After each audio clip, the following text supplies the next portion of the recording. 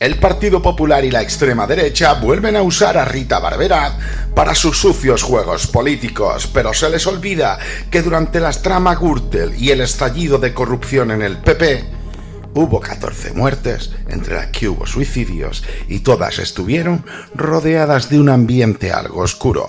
Por eso, en un día donde se llama el recuerdo de Rita Barberá, nos vemos en la obligación de recordar esta lista de fallecidos.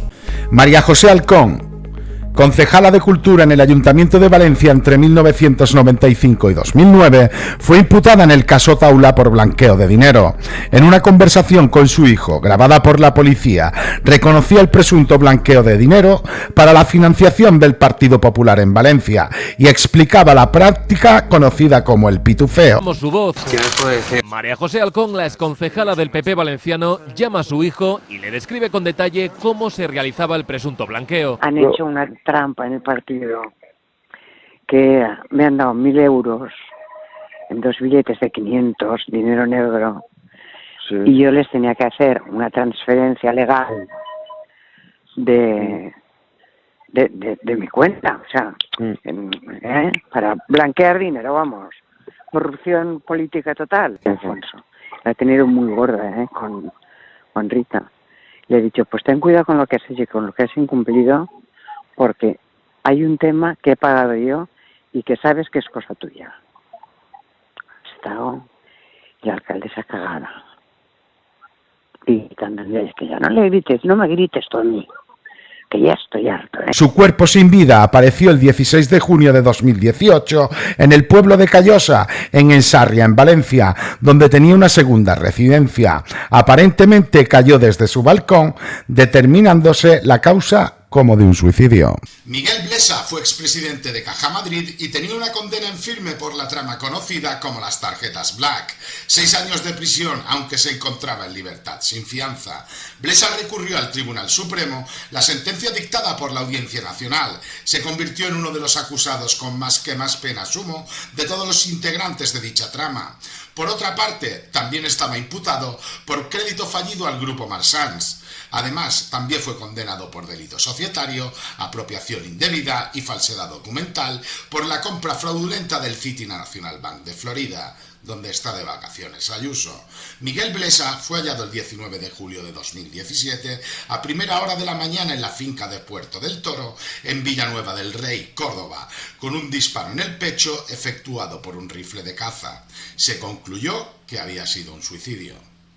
Cronológicamente hablando, la primera muerte fue la de Juan Pérez Mora, un falso juez que engañó al cerebro de la Gürtel, Francisco Correa. Se hizo pasar por magistrado, aunque ni siquiera había cursado los estudios de Derecho. Le hizo creer a Correa que, como ex juez de la Audiencia Nacional, tenía controlados todos los movimientos de la Fiscalía y recibía información privilegiada del mismo Baltasar Garzón. Incluso llegó a negar que los teléfonos de los integrantes de la trama Gürtel estuviesen pinchados, poco antes de que la UDEF practicase las primeras detenciones. Pérez Mora era en realidad comercial de productos dietéticos y se suicidó en verano de 2009, poco después de que estallase el caso.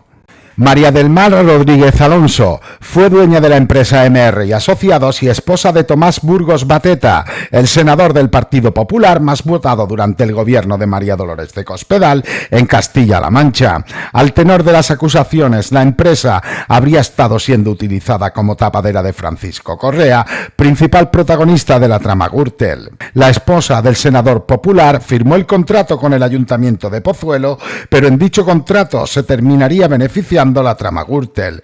María del Mar falleció en enero de 2015. Su cuerpo apareció sin vida en un hotel de Bilbao. La causa de la muerte fue el suicidio, según apuntaron fuentes policiales. Un suicidio más vinculado a la trama de corrupción Gürtel.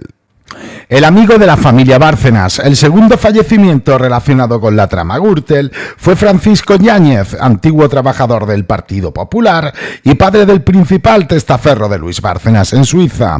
El juez Ruz lo había citado para declarar el 29 de enero por haber usado una cuenta en Suiza para presuntamente ocultar dinero de la mujer de Bárcenas. Ni siquiera se le pudo llegar a entregar la citación. Yáñez murió el 21 de enero sin que trascendieran las causas de su deceso. Otro de los fallecidos que guarda relación con la Gürtel es José María Núñez, empresario gallego de la construcción que murió por causas naturales en su residencia canaria. Su empresa insignia fue Tecnosa, investigada en el sumario de la Gürtel por la adjudicación de una carretera, aunque el Tribunal Supremo de Justicia sobreseyó la causa. Sus hijos, José y Maribel, fueron detenidos en el marco de la operación Gürtel por presunto blanqueo de capitales. José Martínez Núñez también fue investigado por presuntamente haber organizado una conspiración para asesinar a José Cuiña, un político con el que estaba enemistado a causa de una adjudicación de obra. El presunto sicario era un venezolano llamado Rafael Wolfgang y apareció ahorcado en León en julio del año 2000, justo después de haber escrito una carta reconociendo haber recibido el supuesto encargo de matar a Cuiña. El magistrado lo absolvió al considerar que la acusación era incongruente, según informó el diario Infobierzo. Leopoldo Gómez, quien fuera arquitecto de Pozuelo de Alarcón, era conocido como el colaborador de Jesús Sepúlveda, exmarido de Ana Mato y durante los años de los maletines, alcalde de Pozuelo. Gómez estaba imputado por delitos de prevaricación y cohecho y se ganó ese sobrenombre después de que se supiera que se encargaba de cobrar deudas de los constructores. Fue un imputado poco mediático, pero conocía a la perfección todo lo que había sucedido en torno a uno de los brazos más productivos de la trama Gürtel, la ramificación de Pozuelo de Alarcón. Falleció en marzo de 2016 debido a una larga enfermedad. El caso de Rita Barberá. El Partido Popular pidió que renunciase como senadora, pero ella se escogió a darse de baja del partido y entrar a formar parte del grupo mixto. Véase la comparación con el caso Ábalos, preservando así su aforamiento y su salario. El 20 de octubre, el Tribunal Supremo le citó para que declarase como imputada por blanqueo, declarando el 21 de noviembre del mismo año. Sin embargo, no pudo ser juzgada, ya que 2 días después de declarar en el Supremo, falleció tras sufrir un infarto en el céntrico hotel de la capital madrileña, donde se había trasladado para acudir al Pleno del Senado. La parada cardíaca le sobrevino a causa de una cirrosis hepática que sufría. Tras todo lo que rodea a la trama Gürtel, no solo hay suicidios y muertes extrañas, también hay amenazas de muerte. Y si no, que le pregunten a Ana Garrido. Todo comenzó en el ayuntamiento madrileño de Boadilla del Monte, donde Ana trabajaba como funcionaria. Un día decidió denunciar unas prácticas que consideraba irregulares en algunas contrataciones y consiguió poner en marcha la maquinaria judicial que llevó al banquillo de los acusados al entonces alcalde de Boadilla, Arturo González Panero, junto con Correa, Bárcenas y compañía. El precio a pagar por Ana Garrido ha sido muy alto. Este es el relato de su personal calvario. Ana Garrido, todo comienza aquí, en el Ayuntamiento de Boadilla, donde estamos, en la Comunidad de Madrid, donde usted fue funcionaria durante 20 años, creo, ¿no? Sí. ¿Y cuándo comienza a ver que algo falla? En torno al 2007, casi todos los que estábamos en puestos de firmar pliegos y hacer informes favorables o desfavorables, todos comentábamos lo mismo. Y es que todos estábamos recibiendo presiones para adjudicar a determinadas empresas. Mis compañeros de urbanismo me decían, hoy tengo que reunirme con tal constructora y a ver cómo lo hago porque me han pedido que la comisión sea tal, la que se quiere llevar, y esta vez es demasiado alta. Cada uno de los técnicos nos posicionamos de manera diferente. Yo no sabía que estaba delante de la Gürtel, de hecho... Usted pensaba que era algo local, ¿no? Algo de este ayuntamiento solo. Yo pensaba al principio que era algo local, pero a medida que iba cruzando los datos me di cuenta que no era a nivel local. Lo que hice fue ponerme en contacto con 2 periodistas de investigación. Ellos fueron los que me abrieron los ojos. Me saltaban nombres de otros municipios, me saltaban nombres de exministros de la época de Aznar, como, aunque no estén imputados, como Acebes y Michavila. En vez de ir directamente a la Fiscalía Anticorrupción, lo que hice fue buscarme un intermediario que preservara mi anonimato, que se llama Manos Limpias. Fue cuando me di cuenta que me había puesto en manos de mi verdugo, porque me dijo, he tenido una reunión con Esperanza Aguirre y con Güemes. Esperanza Aguirre, por aquel entonces, presidenta de la Comunidad de Madrid y del Partido Popular. Efectivamente. Y Esperanza Aguirre ya estaba sobre aviso porque varios funcionarios enviamos una carta contando lo que estaba pasando en el ayuntamiento. ¿Qué les respondió Esperanza Aguirre? Que lo moviéramos a través de los medios de comunicación. Pensé, está claro que esta mujer no se quiere cargar a Arturo González Panero directamente y quiere que alguien se lo cargue en su lugar, ¿no? ¿Cómo se supone que Esperanza Aguirre destapa la Gürtel, ¿no? Que esto es una tomadura de pelo absoluta. Esperanza Aguirre lo que hace es que encuentra que hay un lío en un ayuntamiento del PP, que los concejales dicen que el alcalde está pillando, y lo que hace cuando lo destapa no es irse a juzgado, es darle otro sueldo público en el mercado de Toledo y ponerle allí a cobrar con un chofer exactamente lo mismo que cobraba antes. Eso es destapar la Gürtel. Yo destapé la trama Gürtel. Sí, ustedes pueden... Señorías, por favor. Yo me opuse a que una parcela en Majadahonda se vendiera a menos de la mitad de su valor. El alcalde, yo voy a poder volver a mi puesto de trabajo sin ningún tipo de presión y además se ha hecho justicia. Pero el problema fue que aunque imputaron a Arturo González Panero, el que le sustituyó como alcalde, de hecho, formaba parte de su cuadrilla, con lo cual esto iba a seguir igual. Denunciar la corrupción le ha cambiado la vida radicalmente, ¿no? Me degradaron de categoría profesional como 2 rangos, por decirlo de alguna manera. Me bajaron el sueldo una barbaridad, lógicamente, así que decidí pedirme una excedencia laboral y me fui 2 años a Costa Rica. Decidí volver porque yo echaba mucho de menos España y me incorporo a mi puesto de trabajo. A mí me dice mi concejal, tengo directrices de hacerte la vida imposible. Y Ana, ¿cuándo pasa la pesadilla, por así decirlo, del ámbito laboral a prácticamente las 24 horas del día? Me reventaron las cerraduras del coche de dentro de mi urbanización 3 veces. Recibí amenazas de muerte a través de las redes sociales. ¿Llega usted a temer por su vida en algún momento? En alguna ocasión sí he pasado miedo, pero muy pocas veces. Y cuando pasas miedo, lo peor es que no tienes dónde ir porque tú decides no ir a otro sitio. Quiero decir, ¿cómo le digo yo a mi hermano con niños pequeños, oye, me voy a tu casa porque tengo miedo? Creo que económicamente esto también le ha causado estragos, ¿no? Estar calentándome latas de albóndigas, porque no tenía ni cocina, ni microondas, ni nada, en la calefacción central de la casa. ¿Y por qué llegó a esta situación? Es que yo pasaba entrevistas de trabajo y me decían, su currículum es muy bueno, tiene muchas posibilidades, no sé qué. Y luego me decían, es que hemos recibido una llamada, de verdad que lo sentimos mucho porque nos puede causar problemas. Rafael Naranjo, quien reconoció ante el juez Pedreira que pagó 1,5 millones de euros a una tercera persona por la adjudicación del servicio de limpieza del distrito madrileño de Moratalaz, una adjudicación con la que obtendría 48 millones de euros en 10 años. Admitió haber efectuado ese pago desde una cuenta personal que tenía en Suiza a otra ubicada en el mismo país. Cuando se produjeron los hechos, en 2002, Alberto López Viejo ocupaba la concejalía de limpieza en el Ayuntamiento de Madrid. López Viejo cumple actualmente una condena de 31 años y 9 meses de prisión por su papel en la trama Gürtel, cuando ejercía como consejero en el gobierno regional de Esperanza Aguirre. Falleció en septiembre de 2019, poco antes de ser juzgado. En este caso, es un caso de carácter escandaloso. El periodista encontrado en un barranco.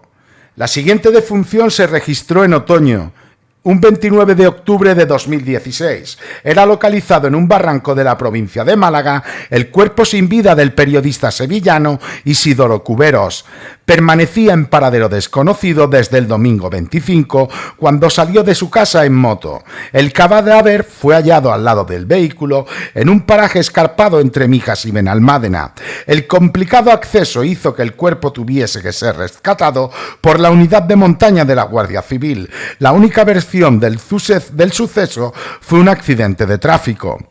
En el momento del siniestro, Cuberos era miembro del Partido Popular en el Consejo Audiovisual de Andalucía entre los años 1993 y 1996. Había sido jefe del PP andaluz y uno de los más conocidos asesores de Javier Arenas Bocanegra, vicesecretario nacional del Partido Popular. Su vinculación con la Gürtel tiene origen en la adjudicación del expositor de Jerez en la Feria Fitur 2004 a una empresa del entramado. Además, Francisco Correa le involucró directamente en la trama, citándolo en su declaración ante Fiscalía. Álvaro Lapuerta fue protector, amigo y supervisor de Luis Bárcenas como tesorero del Partido Popular. Anteriormente, había ejercido como tesorero del PP entre 1993 y 2008. Ejerció múltiples cargos políticos y en las administraciones públicas, tanto durante la dictadura de Francisco Franco como durante la transición prisión. Fue diputado y vicepresidente de Alianza Popular. Debido a una demencia severa que padecía, le fueron archivadas las actuaciones contra él en el marco del caso Gürtel. En 2013 permaneció varias semanas en estado de coma a raíz de sufrir 2 caídas extrañas, circunstancias que afectaron dramáticamente a su situación física. La segunda de ellas, de hecho, casi le costó la vida, ya sé que se pasó un tiempo en coma. Las secuelas de las caídas fueron utilizadas por su defensa para retrasar o evitar comparecencias ante los diferentes jueces que instruyeron la causa. En un comunicado que hicieron público tras la segunda caída, sus hijos calificaron de extraños los accidentes que sufrió su padre. El primero se produjo en marzo de 2013, al poco de estallar con plenitud el caso Bárcenas, y la segunda y más grave se produjo en abril del mismo año. Medio año antes, La Puerta acudió a la policía para denunciar que había recibido llamadas amenazantes en las que se le decía que él era ya un hombre mayor, pero que pensara en sus hijos y en sus nietos, junto con ten cuidado con lo que haces. José Huerta Balbuena, quien fuera amigo de Francisco Granados y uno de los pilares del caso Púnica. El empresario gerente de Whiter Music estaba imputado en el caso que investiga la financiación irregular del Partido Popular en Madrid y se le achacaban hasta 7 delitos.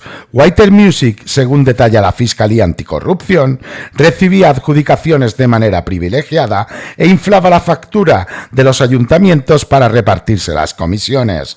Whiter Music efectuó todo un tipo de festejos bajo este modus operandi. Huerta Balbuena se hizo cargo de eventos de campaña del PP con artistas reconocidos, conciertos, cabalgatas de Reyes Magos, actos de inauguración del Metro de Madrid e incluso la comunión de la hija de Francisco Granados. Falleció en septiembre de 2020 debido a una enfermedad. Francisco Sánchez Arranz era más conocido como Paco Iberia. Es el siguiente nombre en la lista de fallecimientos. Fue consejero de Iberia, cargo que valió el sobrenombre de Paco Iberia, concejal en Bobadilla del Monte junto a Arturo Panero, alias el Albondiguilla. No le llegó la citación para declarar el 2 de noviembre de 2015 por el caso Gürtel porque llevaba muerto varios meses. El juez quería que respondiera por la adjudicación de una parcela pública, Constructora UFC Sociedad Anónima. Según el auto, el exdirector de gabinete de presidencia de Iberia, en convivencia con, entre otros, Francisco Correa y Arturo González Panero, habría elaborado los pliegos de condiciones del referido expediente, favoreciendo en una adjudicación a favor de UFC Sociedad Anónima por un precio menor al realmente procedente. El exconcejal popular ya prestó declaración en 2010 en la misma causa, pero en ese momento como testigo. En aquella ocasión, Sánchez Arranz reconoció que él era la persona encargada de que los hijos de José María Aznar y otras personas que contrataban los viajes con Francisco Correa pagaran los billetes en turista, pero volaran en primera clase. Antonio Pedreira fue el juez que instruyó el caso Gürtel y que durante más tiempo controló la mayor investigación por corrupción de la democracia española. Calificado por sus compañeros como un gran jurista y una gran persona, falleció en agosto de 2015 tras 36 meses hospitalizados, al sufrir un accidente cerebral. Su muerte supuso un obstáculo para la investigación, ya que con apenas 66 años se llevó a la tumba mucha información y muchos de los secretos que conocía sobre el caso.